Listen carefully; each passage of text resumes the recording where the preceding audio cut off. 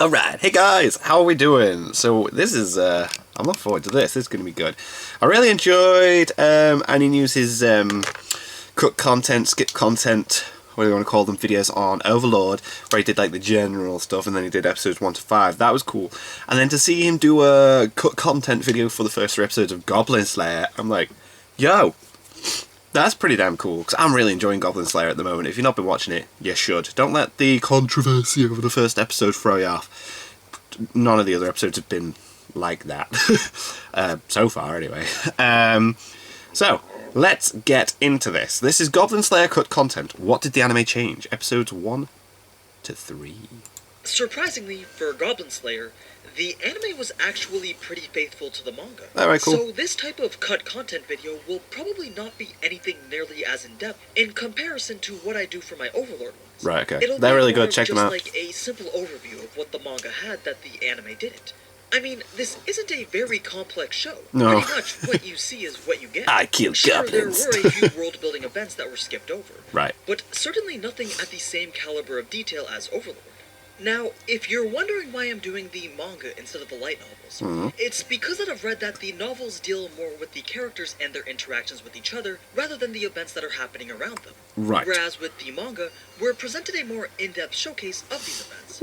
It's really just a difference of perspectives between the two mediums. Okay. Plus, there was really no way I would catch up with the novels in time. Yeah. Let's take a look at It's a what lot of exactly reading. was missed from the first 3 episodes of the anime. Give me pictures. In episode 1, we're Right. introduced to a new and very naive set of porcelain-ranked Oh. adventurers. And as we know, they recruit our priestess to perform this urgent quest to go slay some goblins. Yeah.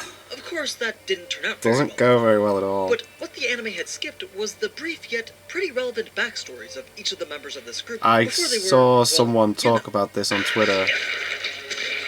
We first have the wizard, who was a promising and skilled graduate from the magical arts program at the Sorcerer's Academy. Right. Noted by her instructors to have both talent and strong work ethic, setting her up as this figure with great potential to make it quite far with her gifts. Right. Even the magical staff that she uses was granted to her upon graduation as a gift to recognize and honor her. Oh, whoa. Then we have So that's a big the deal. warrior, who grew up listening to all the cool tales and stories of the adventurers, Which is why he along wanted with to their go, close right. encounters with death, which he idolized and fawned over. The one that he recalled before literally getting axed was of this party who found a treasure chest that turned out to be a trap. The trap opened up a pit that would drop the victim into an ambush set up by monsters. Right. So the whole party follows suit and jumps in after their fallen comrade, since apparently when on an adventure, no man gets left behind. No one gets Of left course, behind. since they're alive to tell this story, they were able to make it out after a fierce battle. But the last thing he remembered before taking that knife to the leg was that the only reason that the party was able to make it out of that pit trap alive was because of the experience that they had gained together through past adventures. Then we have Right. the fighter, a homegrown martial artist who trained happily with her dad to God, learn the they techniques didn't put that she any of used this in it, to did they? fight. Yeah. Though when her dad had passed away, she decided to become an adventurer so she could use her father's teachings to help others. We're given 3 brief stories of young adventurers who, if not so eager to move up the ranks, may have very well become famous adventurers or well-known heroes. Right. But sadly, their potential to grow was cut short. by Very, their own short very lives short. and lack of Jesus experience adventuring Christ. together. It kind of tricks you into thinking that, oh, they're showing us their backstory. That means they're probably going to live. Yeah, and then Since nope, that's it's all typically taken how it away. goes. Then 5 seconds later, oh, that just happened. Yeah. Sure, these scenes could have been helpful to properly introduce and emphasize the point that this world is a more dark version of your typical fantasy world. Though I wouldn't say it's entirely necessary No, it's since not it would really. detract from the screen time of the more relevant characters. Regardless, it sets up the first hints as to why Goblin Slayer's existence is a necessary one. And this is reinforced even more so through the next couple sets of skipped scenes. In episode 2, Okay. which covers the events from chapter 3, after the old man had put in his request to exterminate the goblins that were plaguing his village, Yeah. the guild girl gives a more detailed exposition on the current state as to why goblin quests are handled the way that they are. After seeing the feeble amount that the old man could provide as payment, Oh. we're told that with that type of pay, only the porcelain-ranked adventurers would be willing to take it. But that was already explained in the anime. She then goes on to refer to goblin attacks as this constant, something that will always happen because there's just so many of them. She likens them to children, who not only have an advantage in numbers, but can also be much smarter and stronger than we give them credit for. The troubles that these goblins cause, though, never seem to warrant a high pay. It's usually just these villages out in the boonies who have to scrape together whatever cash they can find, which normally doesn't amount to much. This leads to a cycle where, because the payout is so low, higher-ranked adventurers don't take them, leaving only those who are willing to work for less available.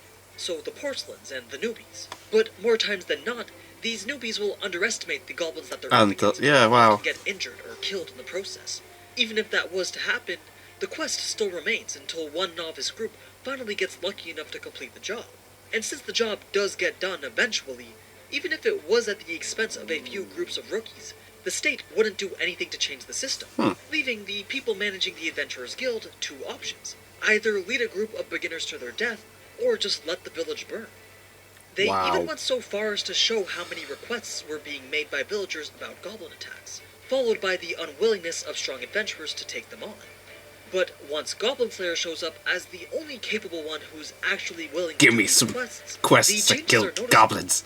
Though it is only a few pages of exposition, it shows why the guild girl likes him so much, as well as why his existence is such a crucial one. Very important. Not only does he save the lives of the villagers, he also saves the lives of the rookies who would otherwise go in his stead. That's cool. The next major difference wasn't really a cutscene, but rather a change in the flow of events. Oh, okay. While Priestess and Goblin Slayer are raiding the nest in the anime, that's when Goblin Slayer gives his whole backstory, along with his own personal reason for existing. In the manga, this actually takes place in the Adventurers Guild, when the guild girl was asking to herself why goblins are always raiding the villages, almost trying to put some reason behind their actions, as if it was something that the goblins enjoy doing. This is when Goblin Slayer chimes in to explain why. Right. But his answers seemed like he was talking about himself. You see, he uses himself as an example as to why goblins do what they do. If you remember during his little backstory, he recalls when his village was attacked, and how because he survived, he now uses every fiber of his being to get revenge. Eventually, he got to the point where he started to take pleasure in hunting these goblins. Now, in your head, just flip these scenarios around so that the adventurers are the ones that initially invaded the goblin nest and killed everyone. But they had missed a young one, or just stupidly let it go. This young one then grows up and becomes smarter and stronger, just like Goblin Slayer, to get revenge. Eventually, it'll lead its own nest, and get that revenge by raiding a village, only to realize that they actually enjoyed it. So they do it over and over again, just like Goblin Slayer hunts them over and over again. It's two sides of the same coin, which is why Goblin Slayer says he is to goblins what goblins are to them. When you really think about it from this perspective, it's actually a pretty interesting way of presenting the cyclic nature of the state of events of this world. It is, isn't it? And I don't think that I properly interpreted it this way when I had watched the anime. Plus, we also got this really cool visual of Goblin Slayer in his own version of the Berserker armor. Though it's most likely to show how much of a monster he looks to the goblins when he's hunting them. Right, yeah, that makes sense. Yeah, like to him. You know, just like how the to goblins, them, he's sure, appear a massive goblin. In a village. Shortly after that, when Goblin Slayer inquires about the goblin requests for the day, he's offered 3, and we're shown his reasoning behind picking the 2 that he did. The 2 that he chose were both in the same direction. But more than that, the old man who had reported that goblins were stealing chickens was what, in the end, made Goblin Slayer accept the quest. Because the goblins were reported to be stealing food, Goblin Slayer noted that it couldn't be the work of a horde, but rather just a small number of goblins. Right. But given enough time, those few goblins could very well establish a nest. As such, he reasons that it's best to eliminate the problem at its source, instead of allowing it to grow and become a bigger one somewhere down the road. Makes sense. Now, the second quest, which was referred to as the Northern Mountain Castle that had become a goblin nest, was briefly mentioned in the anime as to already having some adventurer casualties. But in the manga, they actually show the poor souls who adventured into this old elven fortress in an attempt to save the already captured victims. We're shown this rescue party of all-female adventurers, and they don't seem to be rookies since they appear to have at least some experience working together. So, as they enter, one of them spots a captured girl from the village and then goes to help. But she was actually laid there as a trap. Oh my God. If her body was moved, it would release a heavy bag of items hanging from the trees. The noise of the bag hitting the ground was set up as some type of makeshift early warning system that the goblins would use to become aware of intruders. Oh man. So then the goblins surround them, and everything after that isn't really worth sharing. But the trap itself just goes to show that goblins can be intuitive creatures. Yeah, that's and quite they are clever capable thinking, of isn't it? overcoming adventurers given their massive numbers. Now we can fast forward to when Goblin Slayer is burning down the forest. Yeah. We're shown the reactions of the villagers who had been affected by the recent attacks. Oh. As they see the smoke from the distance, they know what has just happened, and we get to see at a basic level what the results of Goblin Slayer's actions really are. But other than that, I don't think that there was too much else cut from the first 3 episodes of the anime, if anything at all. Oh, but if it did ever cross your mind, yeah, there are no names in this anime, only titles. And this? 彼大変でしょ鈍いものね Yeah, she actually talks like that in the manga, and it's Oh. incredibly annoying to read. Yeah, that, wow. Now, I'm sure It's you just could tell paste, that paste, this paste. isn't quite as complex as Overlord, but I believe there are scenes that are worth mentioning, as Pauses, they do pauses, drive home pauses. certain elements of the story.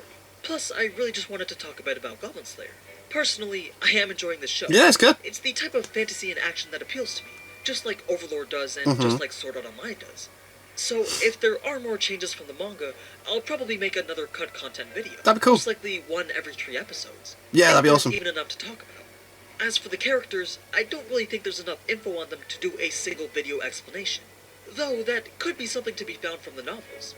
After all, there are 6 volumes, and the anime has really only made it a bit more than halfway through the first, so there's Okay. definitely still plenty more source material to go over. If you want, feel free to come discuss it with me in my Discord. Anyway, before I go, if you're new here and also happen to be a fan of Overlord, I do have a few videos on They're those which good. may interest They're you, good as well videos. as quite a Check few 'em fake out. ones. But as always, thank you so much for watching, and be sure to let me know whether you enjoyed this video or not in the comments below. I'd love to get your thoughts on it. But until next time, ciao! Ciao. Cool. That was cool. Subtle changes, but it still makes a difference, doesn't it? Never thought about that, like, because the goblins didn't kill him. And then he's gone, he's grown, and then comes back to kill them, which is what happens if you let one of those little goblins live. It'll leave, it'll grow, it'll learn, and it'll eventually kill. Like, he's... Wow. Boom. That's such a cool, like, yeah. And that visualization of him looking like a monster, it's awesome. I need to check out the mangas. I've got the first light novel. Yeah, it's up there. Came in one of my Loot Anime boxes. I have to read that, but I might start getting the manga because it looks like it's really well drawn. And yeah, that woman, the way she talks, that's going to be annoying to read in the manga. Pauses in between everything. It's like, just get your words out, woman. How funny was it? Have you watched it where she just gets the scroll out of in between her boobs? It's just like her boobs are huge, and then she just all of a sudden just like her hands inside her boobs. Like, what is she doing? This is so weird. Then scroll. Like, why was that there? Anyway, but watch it. Goblin Slayer is really good. And yeah, thank you guys very much for watching. What did you guys think of that? What do you guys think of this? Click like, subscribe if you haven't already. Leave comments down below. Let me know what you watch and discuss in future videos. And I'll see you guys, as all of you guys, next time.